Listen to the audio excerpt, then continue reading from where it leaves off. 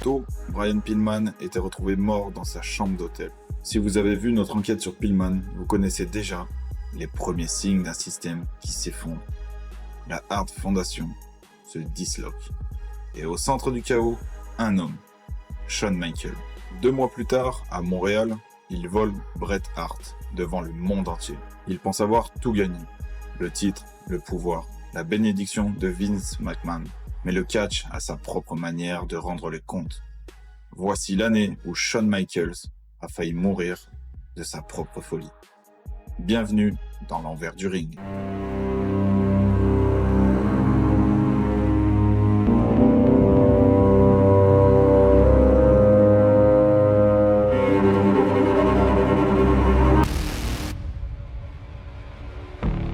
Pour comprendre la chute, il faut comprendre le monstre sacré.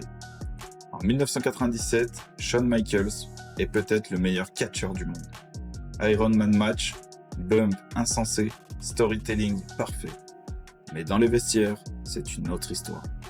Son corps est déjà en train de lâcher. Son dos le fait souffrir depuis des années.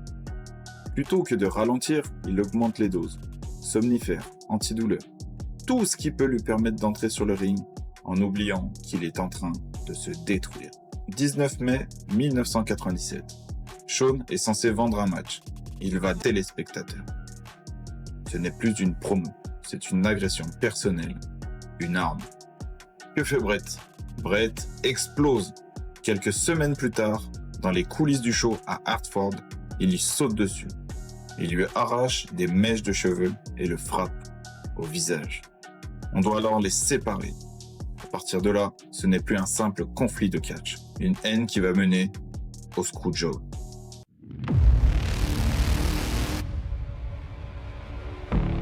« 9 novembre 1997. Survivor Series, Montréal. Vous connaissez l'histoire.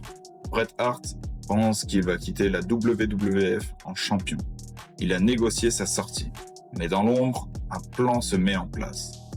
Vince, Shawn Michaels, quelques hommes de confiance. Le Montréal Screwjob n'est pas un accident. C'est un complot. Quand la cloche sonne, Bret n'a jamais abandonné. Mais la ceinture change alors de main. Shawn ramasse le titre et joue les innocents pendant 24 heures. En coulisses, il jure qu'il ne le savait pas. Des années plus tard, il avouera. Oui, j'étais au courant. Oui, j'ai participé. Officiellement, il a gagné. Officieusement, il vient de signer la fin d'une ère. Bret Hart est dehors. Brian Pillman est déjà mort depuis octobre. Davey Boy Smith quittera la fédération blessé. Il ne reste plus qu'un Hart. Owen, seul, isolé. Et Shawn. Shawn est au sommet, mais totalement détruit à l'intérieur. Addiction, douleur, paranoïa, il n'a plus d'ennemis pour le pousser. Juste sa propre destruction.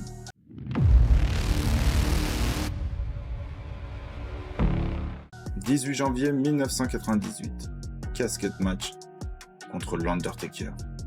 Une stipulation violente, mais routinière pour l'époque. Shawn a déjà mal au dos avant même de monter sur le ring. Mais comme d'habitude, il serre les dents. Il prend des cachets, il y va. Et puis, un simple back body drop, un bump qu'il a fait des dizaines de fois. Sauf que là, son bas du dos tape directement sur le bord du cercueil. Pas la partie plate, l'arête. Une ligne de métal là où sa colonne est déjà fissurée. Le choc est si violent qu'il aurait pu le paralyser. Sur le moment, on croit que c'est du selling. Mais non. Shawn Michaels vient de se briser pour de vrai. Il tiendra encore, par orgueil, un dernier match, WrestleMania 14, contre Stone Cold Steve Austin. On raconte qu'il a tellement mal qu'il peine à mettre ses bottes. Le dos en miettes, bourré d'antidouleurs, il doit faire ce qu'il a refusé à Bret, passer le flambeau. Ce soir-là, l'ère Austin commence et l'ère Shawn Michaels se termine. Pour 4 longues années, il disparaît. Chirurgie, dépression. Le showstopper est devenu un jouet cassé. 1997, Shawn Michaels voulait être le dernier debout. Il a gagné la guerre contre Bret Hart. Il a survécu à la mort de Brian Pillman. Mais le prix à payer, c'était son corps. Et peut-être son âme. Pendant que Shawn partait se faire opérer, se faire oublier, d'autres allaient payer le prix du chaos laissé derrière lui. Owen Hart, le dernier des Hart, piégé dans une fédération qui ne croit plus en lui. Et Davey Boy Smith, le British Bulldog, un homme brisé par le screwjob, par les coulisses et par un simple trou dans un ring qui va littéralement détruire son dos. Dans notre prochain dossier noir, on va ouvrir le cas David Boy Smith. Comment un des athlètes les plus solides de sa génération a été broyé par le business. Et comment, après Montréal, sa vie a pris un virage dont il ne se relèvera jamais. Abonnez-vous, activez la cloche, et si vous voulez comprendre comment on en est arrivé là, regardez maintenant notre enquête sur Brian Pillman, juste ici, et celle sur la tragédie d'Owen Hart, juste là.